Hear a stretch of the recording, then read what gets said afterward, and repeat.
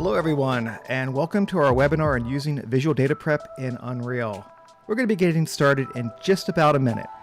For the best viewing, make sure to maximize your browser, and if you need to, you can use the Control Plus and Control Minus key to zoom in and out.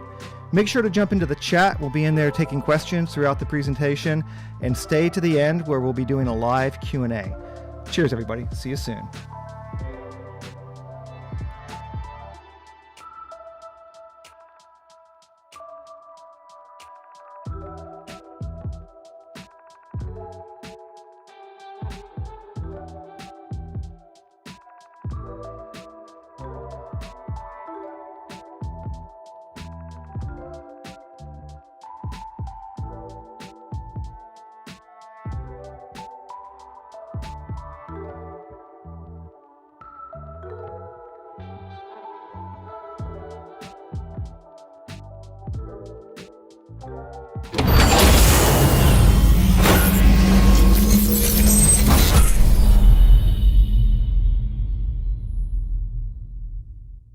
Hi everyone, welcome to this webinar on the Visual Data Prep tool in Unreal. In this presentation, we're going to optimize AEC and manufacturing CAD assets using the Visual Data Prep tool. Now this tool is a high-level tool for data prep for non-programmers. The visual UI in it allows a user to create a chain of actions by stacking up blocks of selection filters and operators, and it's very easy to use. So here's a quick high-level look at how the Visual Data Prep tool works for us. We're going to be using Revit, Rhino, and Maya today. Now, in the case of Maya, we're not actually going to be installing a Datasmith plugin, but we're going to be using a format called GLTF, and we'll talk about that more when we get to the section where we're using Maya. And then from there, we're going to import the Datasmith files into Unreal, but rather than use the normal way of importing those files by simply importing from the Datasmith button, we're going to use the Visual Data Prep tool. Now here are some of the things that the Visual Data Prep tool can do for us. Users can do things like creating LODs, setting up lightmap UVs, substituting materials using material data tables, deleting and merging objects, and this will help to optimize your draw call count. And it can do these things based on selection factors like object class, object name, metadata tags, layers, tagging, and a lot more. And the other cool thing about it is that users can create custom functionality. So you can create custom selection filters as well as custom operations using Unreal's built-in blueprint system. So here are some of the things I hope that you will all walk away from this webinar with today. So we're going to start out with a basic high-level intro to the UI and workflow, and we're going to do that using a Revit asset. So it's going to be an AEC architectural asset. And then we're going to also take a look at some other techniques using the Data Prep tool, including substituting materials using data tables, as well as optimizing your performance by merging meshes and creating LODs. We'll also look at creating your own custom blueprint operators. So if you want to do something that isn't built into the tool, you can create your own. We'll also look at adding some pre-built blueprints into the import process. So for vehicles, you could add headlights, or for like a helicopter, which we'll look at as our last project today, you could have a spinning rotor blade. You can have a door that opens in an architectural scene, and so forth. And we're also going to look at how to use the Data Prep tool to create customizable, repeatable recipes. And this will allow you to recreate your assets, re-import them with different settings. So you can have different materials and so forth. All right, so to get started, we need to do a few things first. First of all, we're going to need to get a couple of plugins installed. You're going to need plugins for Datasmith as well as the Data Prep tool. Now, Datasmith and Data Prep plugins, we're going to need those for Unreal Engine, but we're also going to need to set up some plugins for our tools. And today we're going to be working with Revit, Rhino 3D, as well as Maya. To install the Datasmith Exporter plugin for your specific DCC tool, there are a couple of ways you can get it. We can, first of all, download it using the Epic Games Launcher, then click on the Marketplace, and from here we'll search for Datasmith. And we want Datasmith Export Plugins, and this is going to take you to the website. From here we can scroll down and we'll find all the plugins that are currently available. We have 3ds Max, SketchUp Pro, Revit, Navisworks, Rhino, and Graphisoft's ArchiCAD. For today's webinar, I'm going to be working with Revit, so I download the latest version here, and then Rhino, and I would get that from here. Now, in order to use Datasmith and the Dataprep tool, we're going to need to enable them in the plugins. We'll start out with Datasmith, so we'll simply search here for Datasmith, and we're going to enable the GLTF importer here. We're going to be importing from Maya using that. We're also going to need to enable the main Datasmith importer, and we'll go ahead and enable the CAD importer as well. All right, and next we need to enable the Dataprep plugins. So here is the Dataprep editor plugin. This is the main plugin here. We'll want to enable that. And then there are some additional operations that you can get for modifying geometry, such as remeshing geometry. For that, we'll need to enable this second plugin here. We're going to do our first project here using a Revit asset. We're going to bring in this building here, this ArcViz project, into Unreal using the Visual Dataprep tool, and we'll use this opportunity to get our feet wet and see the basic operation of the Visual Dataprep tool. Let's get started. Okay, so our first example I have loaded up here inside of Autodesk Revit, and it's basically an ArcViz scene that we're going to be bringing into Unreal and using the Visual Dataprep tool to make some adjustments to it on import, such as modifying materials, replacing assets, and things like that. So obviously we installed our plugins, and you'll find the Datasmith plugin at the top here on this tab, and this will allow us to make a direct connection.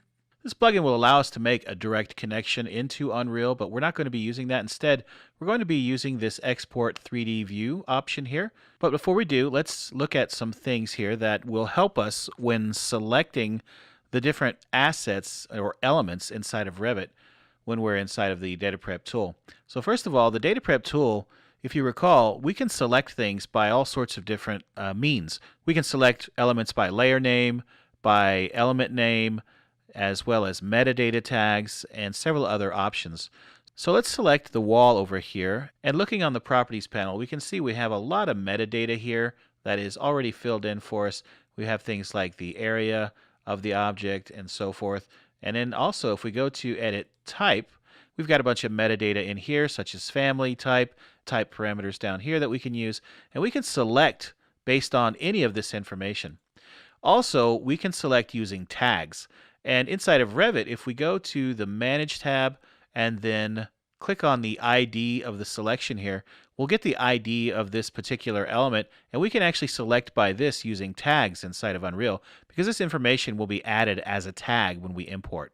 So with all that information in hand, we're ready to export the scene. We'll simply click on the Datasmith tab and export the 3D view.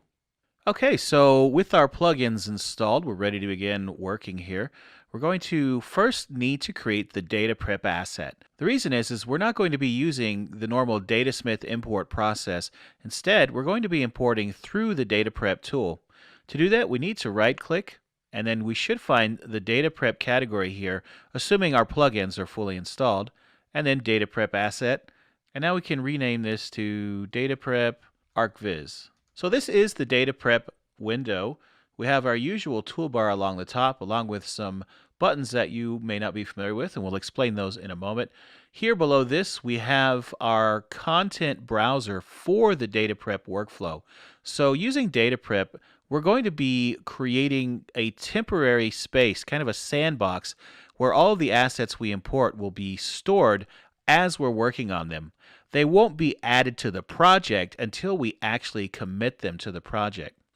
Next to this, of course, we have our 3D viewport. To the right of that, we have our outliner, which will obviously list all of the objects in the scene when we import.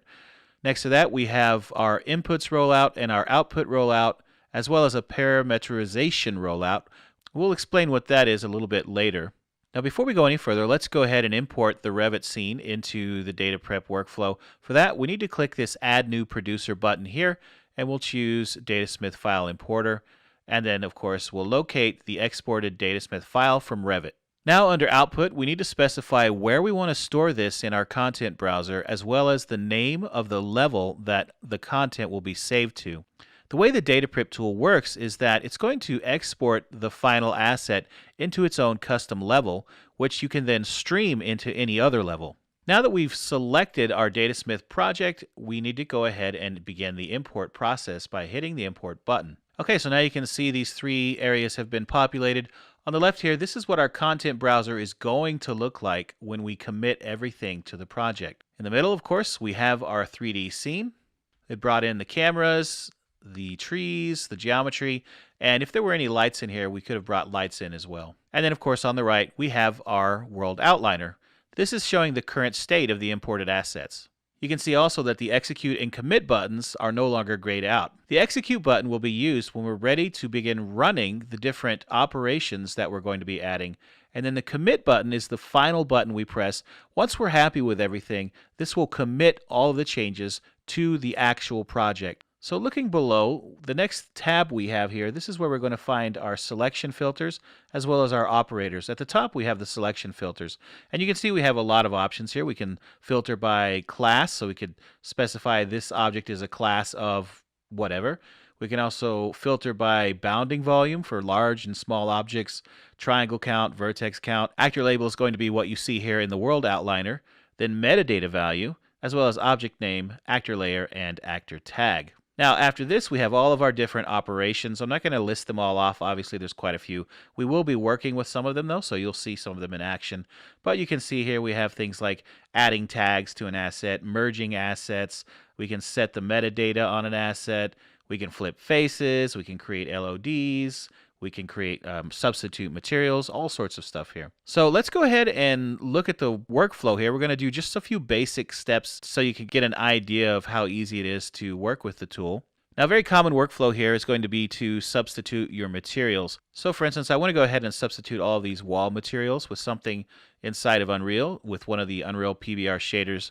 So to do that, we first need to select some objects. Now, I could go in here and select each individual object by name and just keep repeating the process, but this is where the selection filters come in handy.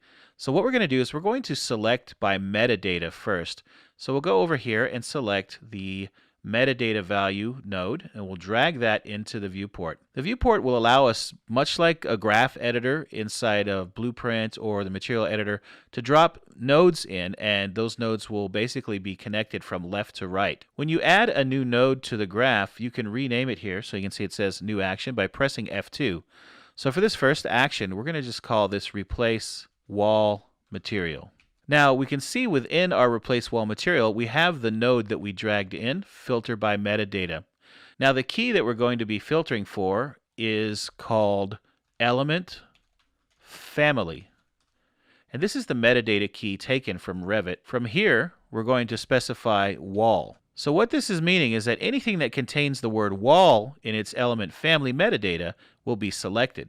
So not only one object, but any object with this metadata. Now, if you want to see the metadata in Unreal, it's actually quite easy. So I have a wall selected here right now. And on the Details panel, I can scroll down to the very bottom where you'll find Asset User Data.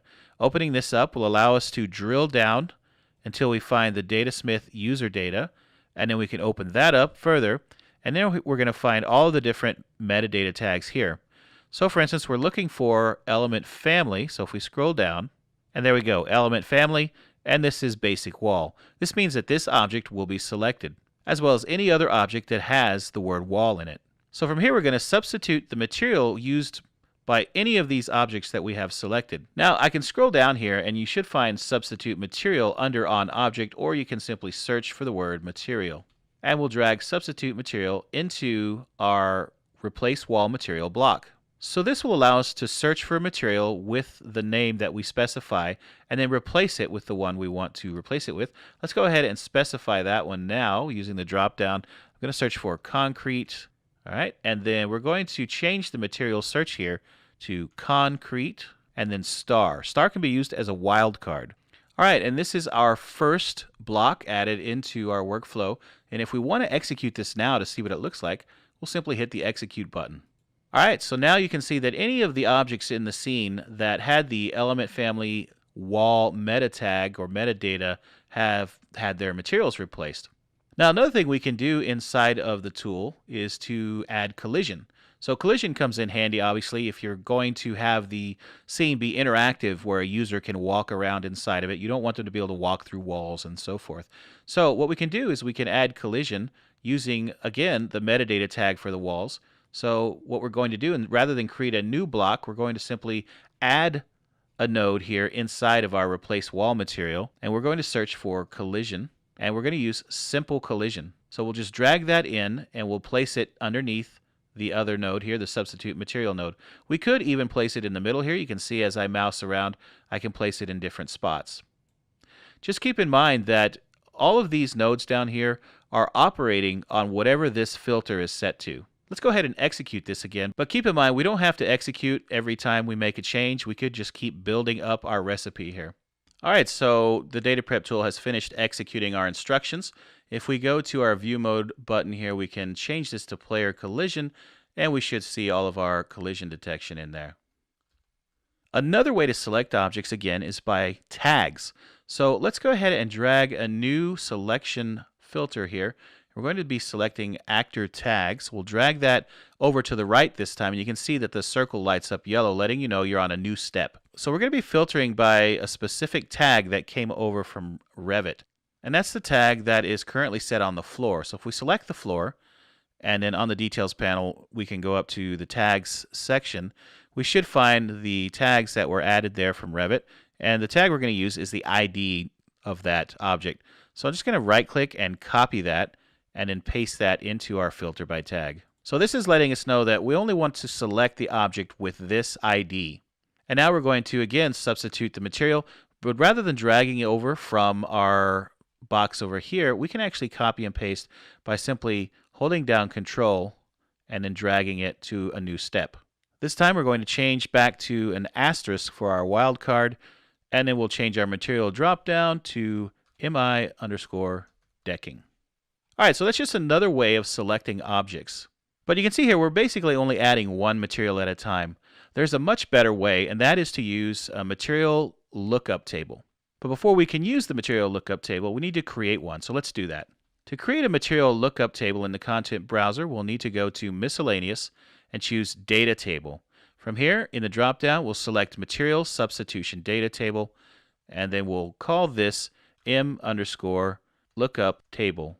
Now, the way the material lookup table works is that we can add rows into the table, and using these rows, we can take the material name from the old material imported from Revit, specify that name down here. So for instance, I'm going to specify the metal material because I know we had some materials come in from Revit with the name metal. We can use the drop down to determine if it just contains the word metal or it's an exact match, and then specify the Unreal material that will replace it using this replacement drop down. So the material I'm going to use is called Metal Nanowell Clear Anodized 1. And then I would select the next row and then do the same thing here. We're going to replace the glass material. And then the third one here, we're going to be replacing the wood floor material. All right, so there are 3 examples. We can add many more rows here, obviously, but for now, let's go ahead and save this. And then back in our Dataprep window, we can now replace the materials using that lookup table. So again, we're going to search for material, and the one we want is substitute material by table, and we'll drag that into our third step. So you'll notice I didn't use a filter here, and that's because we don't need to. Whenever you want all of the objects in the scene to be affected by a node, you don't have to use a filter selection. So this means that everything from the root node all the way down will have this node applied to it. All right, so all we need to do now is specify our lookup table. Let's go ahead and execute this and see the result. All right, so now that we've executed the operations, we can see that all these materials have been replaced, the glass material as well as the metal material here around the glass and the wood floor. All that was replaced using our lookup table. So you can see the power of using a lookup table. Obviously, you can replace a lot of materials in one go, and you don't have to go through and do each one manually like this. Now you may notice that in our Revit scene here, we have some fairly ugly trees. And there's a couple of things that we can do with these inside the Dataprep tool. We can delete them or we can even replace them. So we're going to use a different selection method this time. And now we're going to use object name for our selection. So I'm going to drag that into the graph here. And we're going to set this to contains the word plant. In fact, if we click on one of these trees and then we'll search for that here, we can see that it has the word plant in it. So we don't need an exact match, but we definitely want the contains drop down specified. Okay, so once we get a selection of all the different plants, We can easily delete them by simply dragging a delete object node into our new action here. And then we can execute to see the result. All right, so all of the plants have been removed from the scene. All right, let's go ahead and commit this to our scene now. Okay, so after committing, we can see that the scene has been imported into our map file here. We've got the trees removed that we didn't like. All the materials have been replaced. And if we go over to the Levels tab here, we can see the Dataprep ArcViz map. And if we were to hide that, that will hide our import. So if we look below in the content browser, you'll see the Dataprep ArcViz map there. That's being loaded in using level streaming. And next to that is the actual Dataprep ArcViz scene. Keep in mind, however, if you were to drag that into the viewport, it will drag the scene in, but it won't have any of the Dataprep changes to it that we've made using the tool. That should give you a good understanding of the basic workflow here inside of the Visual Data Prep tool. Unfortunately, we don't have enough time today to go into much more detail here, but you could certainly go to town. You can merge the assets together to reduce draw calls. You can add custom blueprints that have animated effects, such as doors that will open when you walk close to them, and all sorts of things. And some of these things we will be looking at in some of the next projects that we're going to discuss. And that brings us to the next project, which is going to be a manufacturing example using Rhino 3D. So let's go ahead and take a look at that now. Here inside of Rhino 3D, we have the buggy we're going to be exporting to Unreal. You may notice that right off the bat, we've got some flipped faces here, some flipped normals on the tires. We could fix this here inside of Rhino, but we're going to be doing that instead in the Visual Data Prep tool. We can see the buggy is made up of multiple layers here, and we can, of course, use these layer names as they will be imported as actors, so we can filter by those.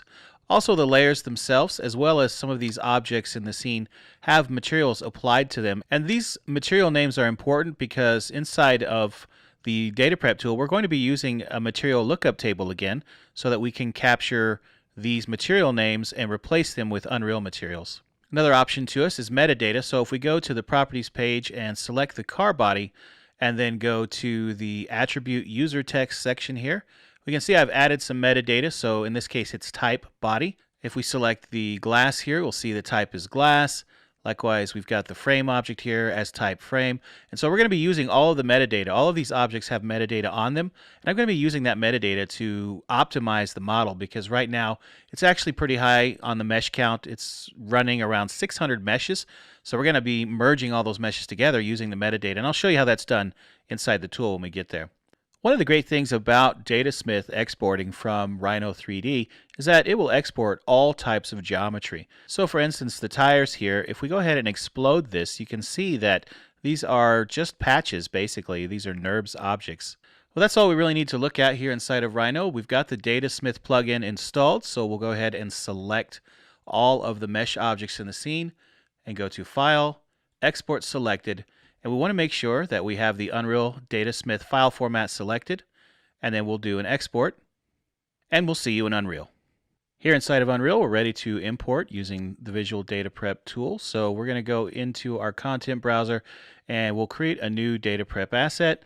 As before, the first thing we'll need to do is add our producer. So we'll click on the input button here, and then browse to our Datasmith file.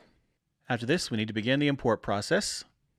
Okay, so the buggy's been imported and we're ready to begin working on it here. But before we do, let's jump back into the editor real quick and let's have a quick look at the actual Datasmith file. So I've already imported it and I'm just going to drag it into the scene here. So you can see that clearly this doesn't look very good. The tires, obviously, they need to be flipped. They're normals. The materials, they look terrible, so we're going to have to replace all of those materials. And this is actually way too small. So the first thing we're going to do is we're going to scale it up. Now, if you look over here in all of the operations, you're not going to find any scale operations. So we're going to need to create a custom blueprint to do that. So back in the content browser, we're going to create a new blueprint class, and we want to make sure that we're looking at all classes at the bottom. And then we'll go down to the Data Prep classes. We'll open that up.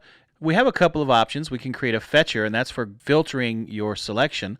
But what we want to do is perform an operation. We want to scale the actor.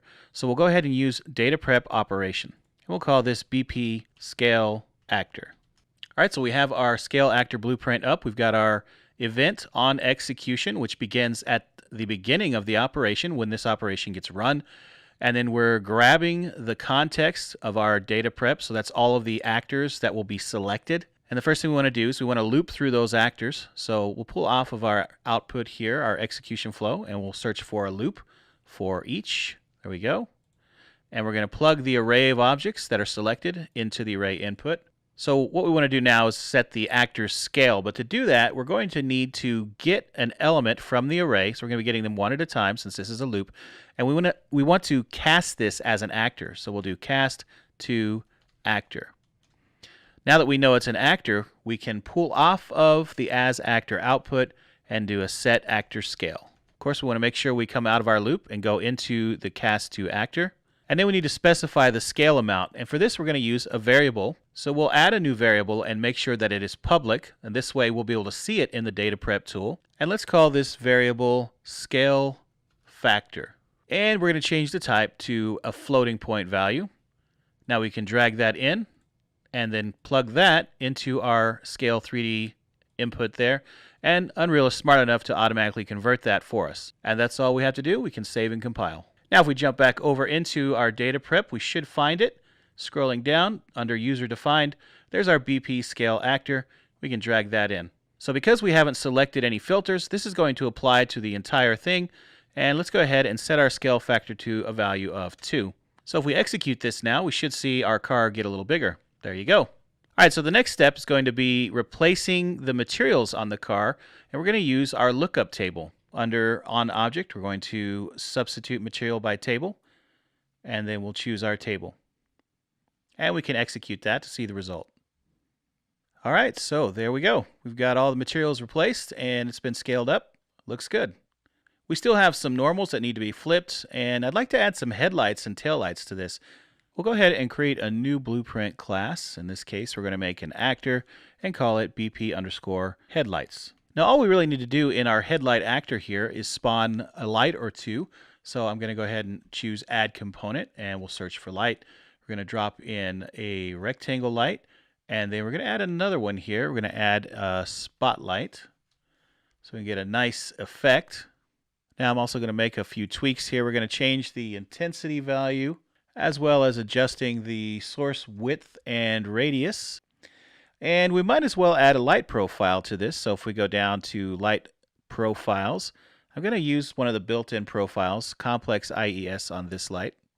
All right, for now, that's really all there is to it. We'll go ahead and save and compile that, and we're ready to use this inside of our car. Now, if we look for the lights here, we can scroll down. We'll find them under lights. And for the headlights, they're under front. What I want to do is spawn my headlights right in front of that. So we're going to use that by doing a selection here. We're going to filter by actor label, and then that's going to be the word front. Now I want to make sure we spawn a headlight on both of these front panels here. So we need to get the children of front. So we'll use a select hierarchy, and we're going to do immediate children. And we don't need to include the input, the front actor. And then we just need to go ahead and spawn our actor in. So we'll scroll up here to spawn actors, drop it in, and then select our new headlight from the dropdown. So just like with the headlights, we need to find the tires, and we can see that all the tires here are actually under the actor tire. So we'll go ahead and copy this over, filter by actor label again, and in this case we want tire. And we're going to select the hierarchy again. We want the immediate children, and again we don't want to include the input. And now we can flip the faces, which you'll find under on mesh. Drop that in. Another thing we can do inside of the tool is generate UVs, so we can actually do some unwrapping. So on the sandboard here, you can see that clearly the texture mapping on this is not exactly lining up.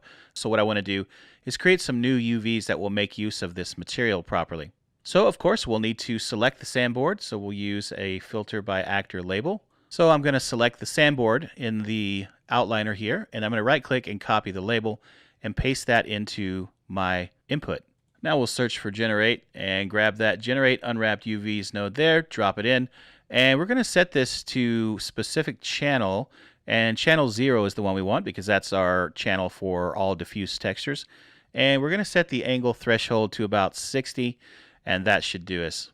So now when we execute this, this is going to generate new UVs for channel 0, and those new UVs will correspond with the texture map that I've created. Okay, so there's two more things I want to do inside of my visual data prep here, and that is going to be optimization related. First of all, if we look in the viewport here, we can see the number of static meshes is 670. And that means there will be at least 670 draw calls at runtime per frame, possibly more, because the amount of draw calls that it takes to render something is the number of meshes times the number of materials that each mesh has. So we want to bring this down significantly.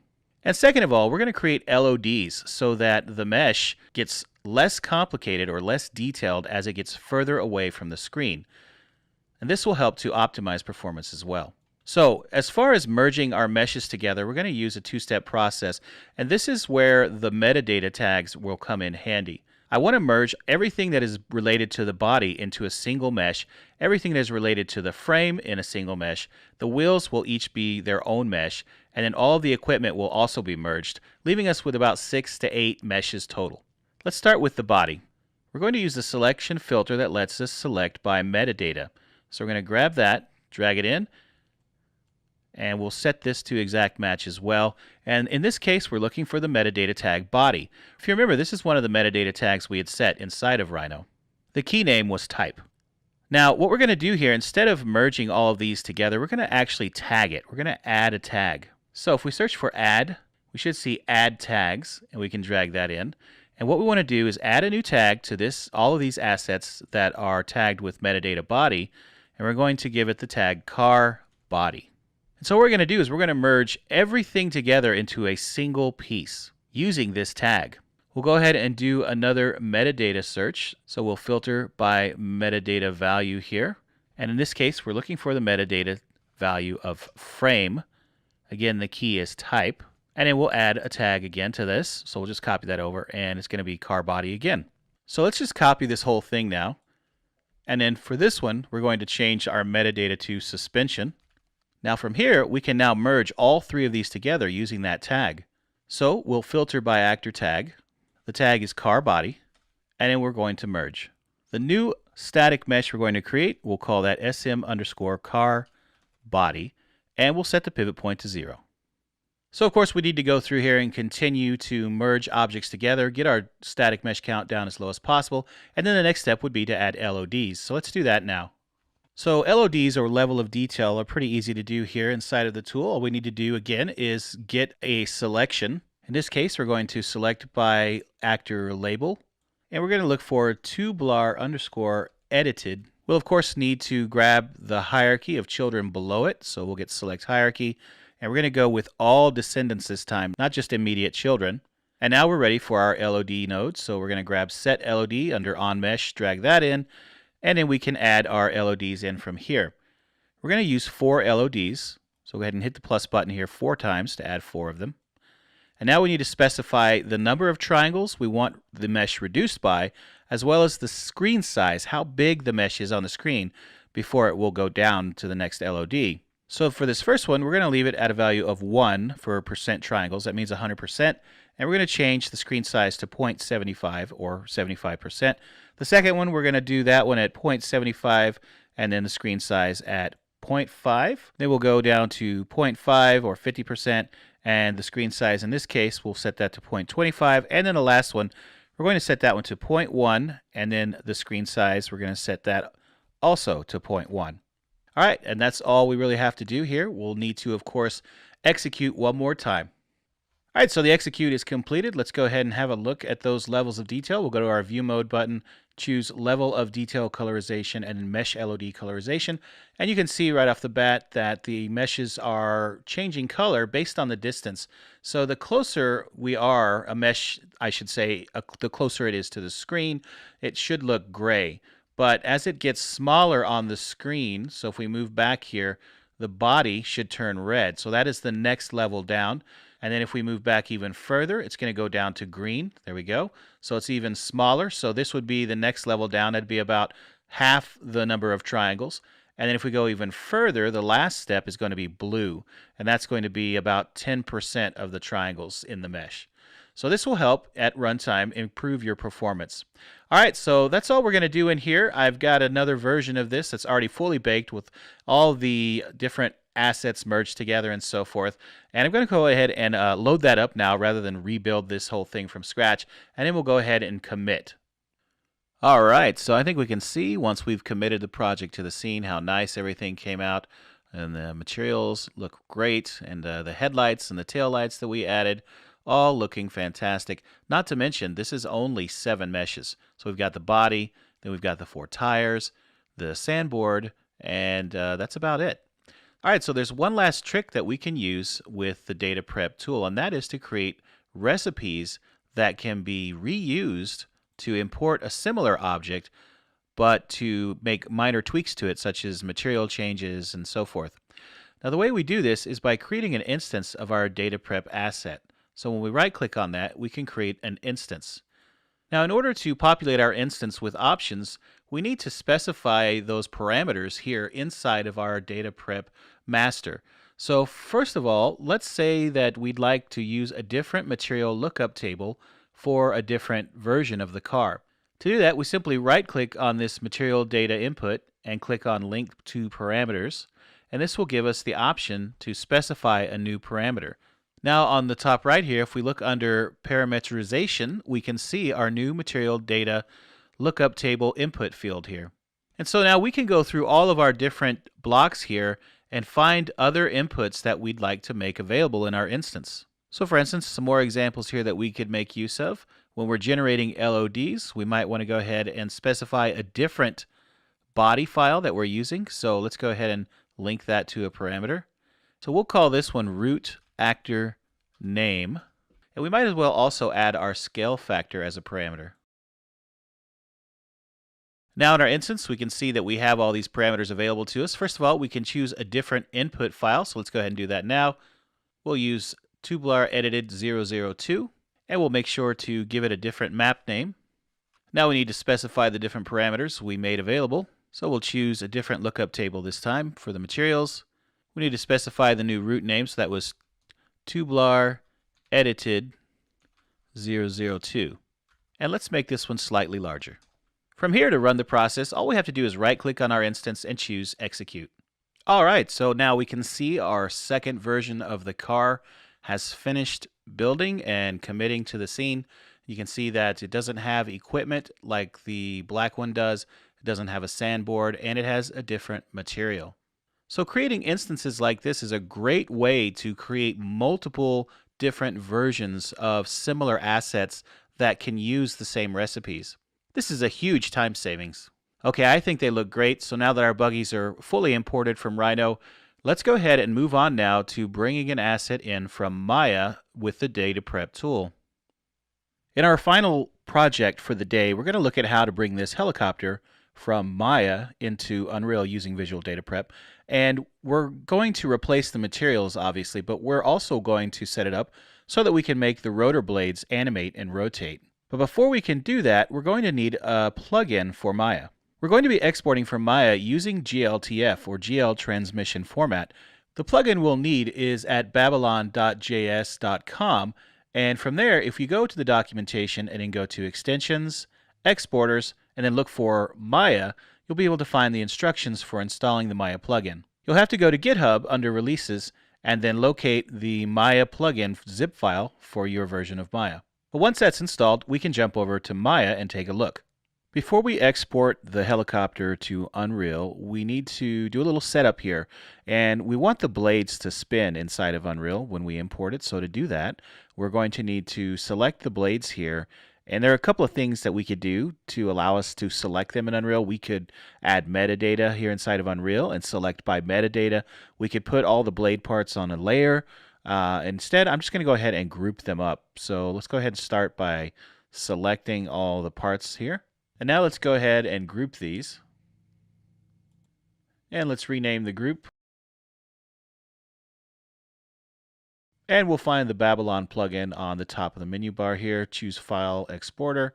And we want to make sure we're set to the output format here of GLTF. We want to make sure Optimize Vertices is unchecked. We don't need to export any animations. And we'll go ahead and export. With the rotor group selected, we can test it by simply rotating it, and we can see there it rotates in Maya very nicely, so it should work pretty well inside of Unreal as well. All right, let's jump over to Unreal now. Okay, so here inside of Unreal, we'll go ahead and create our Dataprep asset. So as before, the first thing we'll need to do is add an input or a new producer. I'll choose Datasmith File Import, and there is my helicopter GLTF file that we just exported from Maya. Okay, so my folder is already set for me, and the level name will be helicopter Dataprep map. And now let's go ahead and import that asset. All right, so our helicopter's been imported. Looks like everything has come together pretty nicely. So let's go ahead and begin our data prep recipe. The first thing we need to do is to replace the materials with our Unreal materials. So we'll just do a quick search here for material. And we're going to use a material lookup table, so we'll drop that in. Now I've already created a lookup table ahead of time, so let's go ahead and select it here in the drop-down. First step complete. Okay, so from here, we're going to set up our blades so that they rotate, but before we do that, we need to create a blueprint that will have built-in rotation that we can then take the rotor blade meshes here and then insert them into that blueprint. So let's go ahead and do that now.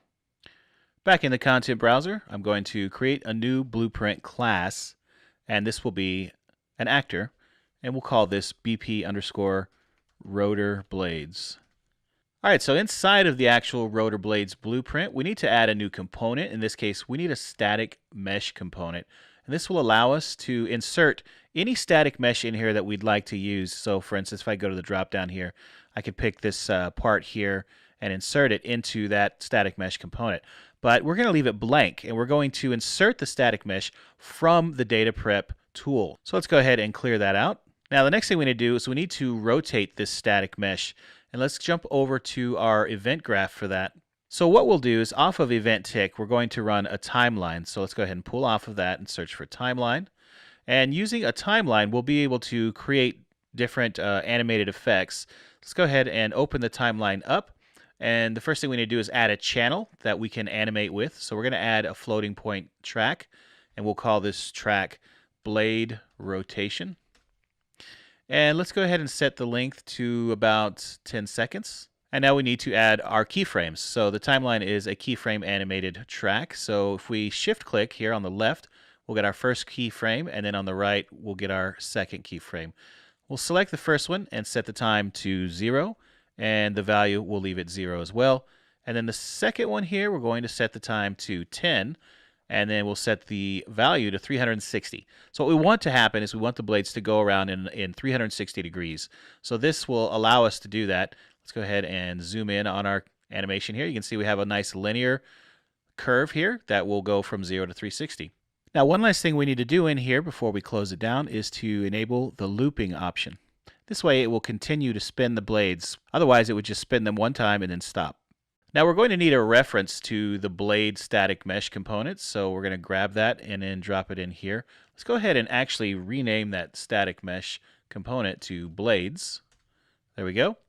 And then what we're going to do is we're going to set the relative rotation of those blades. So we'll pull off of blades and search for set relative rotation. There we go. All right, and our timeline will be driving that set relative rotation, and it will use the blade rotation. Now, you can see we can't just plug blade rotation into the rotation input here. We're going to need to make a rotator because that's what this expects. In fact, if you hover over this, you can see it expects a rotator. So we'll go ahead and pull off of blade rotation, search for make rotator, and we're going to plug this into the Z or yaw, not the X.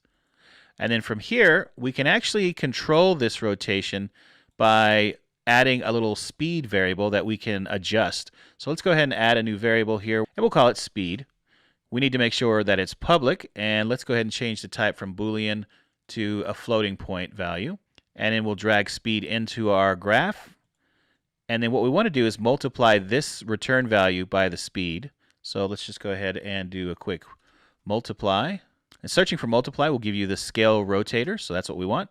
And now we can plug our speed in at the bottom there and then plug this into our rotation value there. All right, so our blueprint should be all set up. Let's go ahead and just kind of move this over so we can get it nice and organized here. Save and compile, and we're ready to go back to our Dataprep tool. We're going to need to grab all of the mesh pieces from the rotator blades group that we created inside of Maya. and then we'll merge them together. So let's go ahead and do a selection here, and we'll select by actor label. So we can drag that over here. We're going to do an exact match and search for rotor blades. And that will, of course, get us the top level group actor, but what we want is everything below it, all of the children. So we'll need to scroll down and grab the select hierarchy node, drag that in, and we're going to go with all descendants, and we'll go ahead and include the input, which is the rotor blades actor. From here, now that we have them all selected, we need to merge them. So just scroll up a little bit, and under on actor, we have our merge. We'll drag that in. And then the new actor label, let's call that SM_rotor blades. And we'll set the pivot point at 0, so it's nicely centered. Okay, so the second step here will be to spawn in our newly created blueprint and then set that mesh component to our new SM rotor blades. So we're going to need to grab the SM rotor blades. So we'll do another selection operation here by actor label.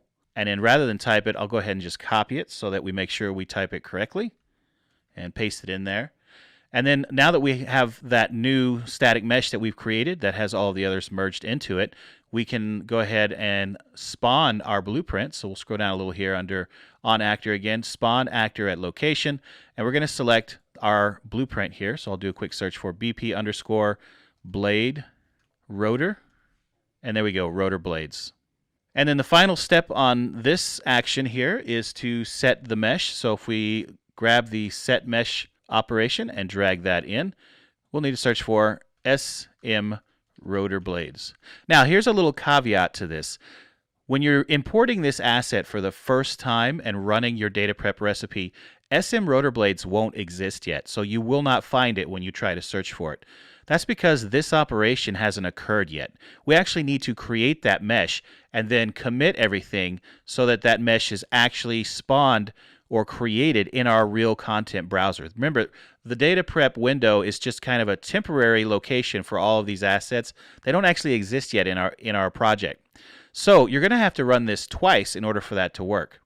Just keep that in mind. Anytime you want to spawn a new mesh that you've created inside of your recipe, you're going to need to run it at least once for these meshes to be created to be usable.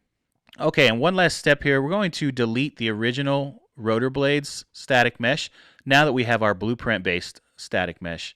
So again, we'll filter by actor label, and that's going to be SM rotor blades, and then we'll simply delete the object. That's going to be under on object here, and that should do it. All right, I'm going to go ahead and execute this now. Okay, now that we've executed, of course, we'll need to commit, but you can see here that in our pipeline we have our SM rotor blades, and if we scroll down here, we should see that we no longer have the original rotors. There we go. So now we can see under the rotor blades group, we no longer have any of those assets. All we have is our newly created rotor blade blueprint, which has the static mesh set. All right, so let's go ahead and commit this. Okay, so we've committed everything to our project. The helicopter looks great. All the materials are properly set up. And if we select the rotors up here, you can see we're selecting the custom blueprint we created. And if we look over in the details panel, our custom variable for speed is there. And let's go ahead and set that to a value of 5, and we'll give it a play test. All right, so we can see our blades are spinning here at a nice slow rate. We've got some nice God rays coming through there as well. Looks great. But remember, we can also increase or decrease the speed. So if we go back to the details panel here, we can go ahead and bump that up, make it even faster, and we'll give it a shot here again. And there we go. So just like that. And if you wanted to, you could easily come in here and create other blueprints that will allow you to increase or decrease the speed during playtime. So for instance, you could have it where the user walks up to the helicopter and then clicks on something and then starts the blades up. Or even gets into the cockpit if you really wanted to go that far. Now, keep in mind, obviously, the helicopter, we didn't do any other optimization in our Dataprep import process, so we didn't combine any of the meshes here. I think it's about 400 meshes or so. So we'd probably want to go back and do some optimization here on the helicopter as well. Unfortunately, that's all the time we have for the day, so we're going to go ahead and have to leave it at that, but I hope you enjoyed this webinar on Visual Dataprep. As you can see, it's a very powerful tool. very easy to bring in your assets, whether you're a CAD user or 3ds Max or Maya user. Bring those assets in and visually set it up so that you're bringing your assets in so they're more optimized, so they're using the better materials inside of Unreal for rendering in real time. As well as doing all kinds of cool stuff like adding animated rotor blades or headlights or whatever the case may be. So again, I want to thank everyone for attending. I hope you enjoyed and learned from this webinar, and we'll go ahead and open up the floor now to questions and answers. So thanks again.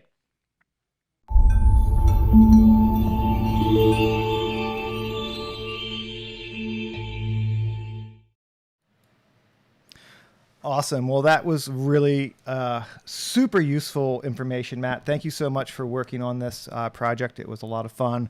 The Dataprep tool, it really is one of my favorite tools in Unreal. It does so many amazing things, and then of course it's extensible with the ability to add in your own blueprints to further extend the functionality that it has. So I'm going to jump over to a Zoom call here, and we're going to have some Q&A with Matt. Again, if you guys want to learn more information, you can always go to unrealengine.com. We have lots of information there about different workflows, different webinars that we've done, and things like that. So, Matt, good morning. Thank you again for taking this one on. This was such a cool project. 3 data sets is a lot to get through in 45 minutes. So you covered a lot of really valuable information, useful information. It's a very extensible tool, right? Like, I mean, it's applicable to so many different verticals and so many different industries. Oh yeah, definitely.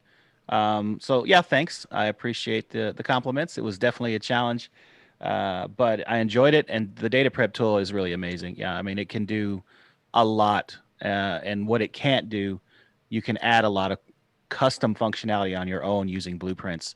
Not to mention, I believe it's also you can connect it with Python. So if you want to use Python scripting, yeah. So there's several calls that you can do with Python. So you could start to build some batch operations. You can grab recipes and then use those recipes in Python. So if you wanted to, basically automate something that maybe did something like build as a variant manager. You can build a variant manager with Python. We've showed that in one of the webinars that I did on the variant manager. You could easily daisy chain together a import recipe with data prep tools and then use that to then daisy chain into an automation process to go ahead and build a variant manager. So you could build a quick configurator essentially with a script and have a repeatable operation that you can start to build up a set of pipeline tools very, very quickly.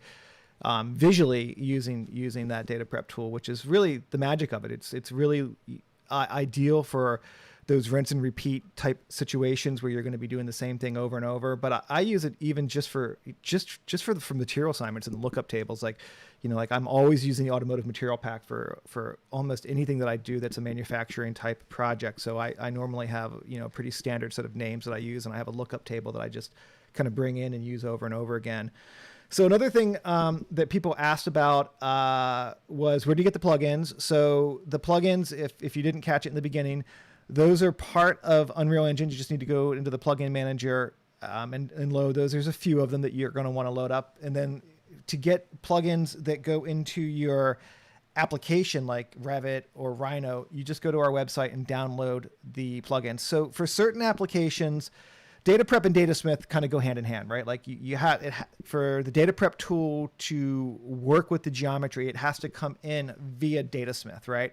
So Datasmith can import in a ton of different CAD formats, like 70 different CAD formats. And then for several different types of applications, we have direct native plugins, and that was what Matt showed. So for things like Max, obviously you would use the Datasmith exporter that was done via a plugin.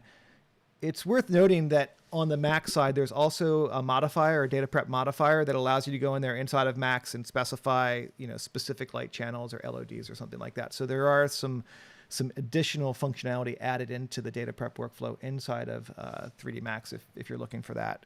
So Matt, GLTF 2.0, we kind of hijacked that on the Maya side because the FBX file format doesn't come in through Datasmith. So if you want to work with Maya data, the GLTF 2.0 was a pretty interesting workflow. Were there any tips or any things that you kind of checked as far as the option boxes when you were exporting out of that GLF 2.0? from Maya? Yeah. Well, one thing that's recommended is to uncheck the optimize verts. That might give you some problems if you have that checked. Otherwise, pretty much out of the box, it works great. If obviously you're not exporting any animations, so you can uncheck that as well. But yeah, I mean, it seems to work fantastic. I didn't really have a lot of problems with it. Yeah, it's a little it's picky about UVs on geometry, so you have to have your UV in a 0 to 1 tile. And if you have multi-face kind of if you have some faces on a piece of geometry that have UVs and other faces that don't have UVs, it will not create the UV map. So just be mindful of that also. Is GLB possible? I haven't tested it, but I think it sounds like Matt looked into it, and Yeah, it's it's in in the there. import options. When you look at the file types that can be imported, it's there. But I haven't tried it, so don't know. Someone asked a question about whether Unreal Engine is cutting off iOS developers.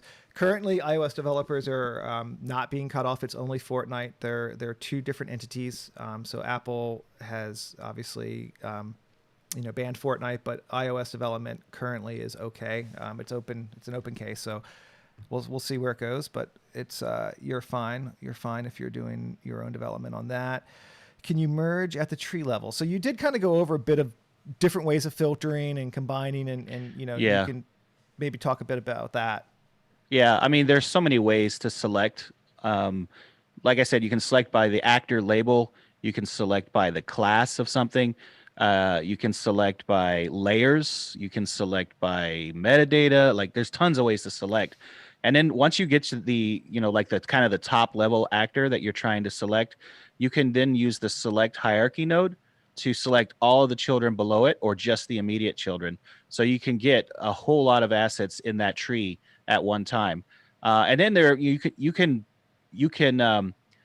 what's the word, nest filters. So once you get one filter working, you can then add another filter below that Further to refine it. refine the selection exactly. Yeah, So yeah, yeah, it's pretty powerful. excellent. A couple questions came in about tessellation. We were obviously working with some NURBS data, so the Datasmith toolset has really nice tools for dealing with tessellation, as well as welding or merging surfaces together for multiple patches and things like that. So those same operations that are available that Datasmith provides just with a straight import are accessible through the Dataprep tool. So you might take your hero or your A surfaces on the outside and crank up the tessellation on those, and then drop down to some lower tessellation values on the interior surfaces or some of the mechanicals to get performance and not just totally kill yourself. Of course, you can also prune and delete things, which is going to be very common if you're bringing in manufacturing data to throw away all the screws or replace all the screws that have threads or all the bolts that have threads with a lower res version of a bolt that we have sitting in our project file. So that's really the idea behind it, is to optimize your data for real time in a visually programmable way, and to get the best performance as an artist, where you don't have to be like crazy scripter. If you want to do it with crazy scripts, of course, Python's always there, and you can always fall back into that and do some pretty amazing things with it. But the visual aspect of it, I think it's immediately accessible, which is Yeah. super cool. Yeah, it's really easy to pick up. Jacketing and data prep. So I haven't looked at jacketing. We do have jacketing features in Unreal, but I haven't actually looked to see if there. I don't think there's any jacketing operations in No. the data prep. But that's it's a great suggestion. The tool is evolving. 4.2.6 had some nice improvements to it. Like this is a pretty key tool in our eyes. So it does get a lot of love, and every release it gets more and more functionality, and it gets more robust in its ability to deal with things. So it's going to continue. That path will continue for the tool. It's definitely super cool. LODs, yeah, you can view LODs if you go to the static mesh editor. By default, it's set to auto, but you can always drop down and look at the LODs one by one in the static mesh editor. You can also the LOD is based on screen percentage sizes. So how you can always turn off the auto compute on that and then manually set it even after the data prep tool. Yeah, if but you want unfortunately, to. in the data prep tool, I don't think you Yeah, can do that. no, So you just have the to best zoom you in can and do is out. go to wireframe and just kind of look to Yeah, see that they're getting smaller. the data prep tool does. We talked about surfaces and tessellation and stitching. There are a couple of views in the Dataprep tool that are unique. So there's like a multicolor tool that lets you see each mesh. And then there's also a black, white, zebra stripe highlighting tool. If you're trying to, try to see how your highlights are flowing across the tessellation that you have. There are some visualization tools specifically for dealing with kind of, Class A surfaces and things like that. So that's in the view of the Dataprep viewer, which I actually pretty cool. Yeah, and one thing I didn't mention is that you can also import through the Dataprep tool. It'll import like a Rhino 3D file. You don't even have to export it out as a Datasmith file, and it'll bring it in basically as patches and all that, the NURBS and stuff, and poly surfaces from Rhino 3D. Yeah, it has over 70 file formats that Datasmith handles natively. Obviously, the ones that we've gone ahead and made a plugin for, it's because we're trying to extract something specific or a little bit more support out of the given packages. So there's a few packages where we've gone ahead and made the plugins. And again, those plugins and those connections will continue to improve as Datasmith in general evolves, which is pretty good. Pivot tools, yeah, I don't know of any pivot tools to query pivots and set pivots. I'm sure you could do something fancy with a blueprint and make your own custom pivot tool blueprint and then use that. That's a great suggestion. These are actually, a lot of these questions are wonderful suggestions. So I'll make sure to echo those back to the dev team in the follow-up after this. UV channel unwrap. Yeah, so it does use, so Datasmith has the algorithm that it uses for the UV channel unwrapping is really nice. There is a min and a max that sets basically the size of the islands when you're doing that UV unwrap. So just be mindful of that when you're setting those min and maxes. That actually is driving the way the algorithm works for the spacing in between the islands. So the defaults are really, really low with Dataprep or with Datasmith in general. So I normally crank those up. I think they're like 64 and 128 by default. And I normally push them up to at least, 128 and 512 or something like that. But that's just a personal thing. Can you create a recipe for the Revit project? Of course, recipes can be made. It's very similar to the material instance workflow, where you make your master, and then from that you make an instance that has parameters that are exposed that you're going to want to query. So that's basically the same thing. Yeah, that workflow is for any format you're working from, whether it's a Max Datasmith file, Rhino, Revit, whatever it is, you can use that recipe workflow. Yeah, and then the question about FBX out of VRED. Yes, it's actually a special flavor of FBX that we're using coming out of VRED, so it does bring in the metadata, variants, things like that come across too. That's, yes, metadata is supported coming out of VRED. Is there a way to directly fix duplicates, e.g. pick a duplicate and delete it? I don't think that it has an auto duplicate. Yeah, you'd have to select it in some way to pick it and delete it. So there's not like a look for the exact same piece of geometry. I guess you could pick by like if you were fancy, you could possibly pick vert count or face count for a mesh and then say, all right, every second instance of that face count, delete. It has the same, because you can pick by size, you can pick, there's a few other selection filters that we didn't go through, but faces, volume, things like that are part of the filter. So maybe you could do something like that. Can you set materials for the LODs? No, the LODs you just create. I would love to personally be able to also specify a specific status mesh for an LOD, so that you could, say this mesh is a modeled LOD that I know I want, but that's currently not in there. Recipes can always be migrated over to another project, or you can just go into the content folder, copy the file, the UData file, the UAsset file, and paste that in.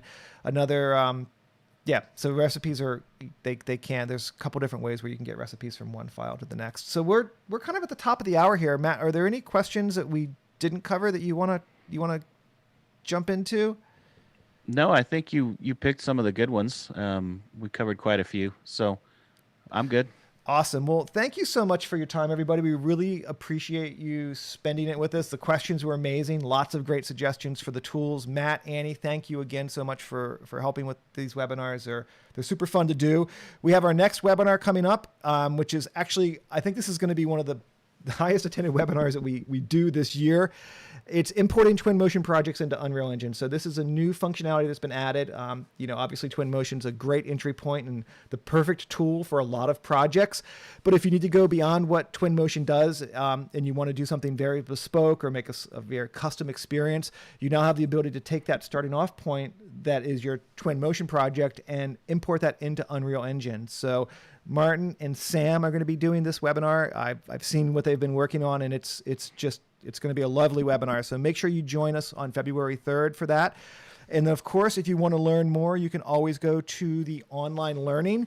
This is a very deep set of learning assets, curriculum-based. There's badges, there's rewards, and depending on the vertical you're on, there's going to be certain tracks that are specified. So unlike the webinars, which are meant to be inspirational, very high-level overviews, the online learning is a very, kind of more dense, rich, more traditional tutorials and training with project files and things like that. So that's pretty much it. Again, I'd like to thank everybody for your time, and we're doing another session at 2 p.m. Eastern. Of course, if you want to watch this after, the YouTube webinar playlist is always there, and we'll be posting this video to YouTube shortly.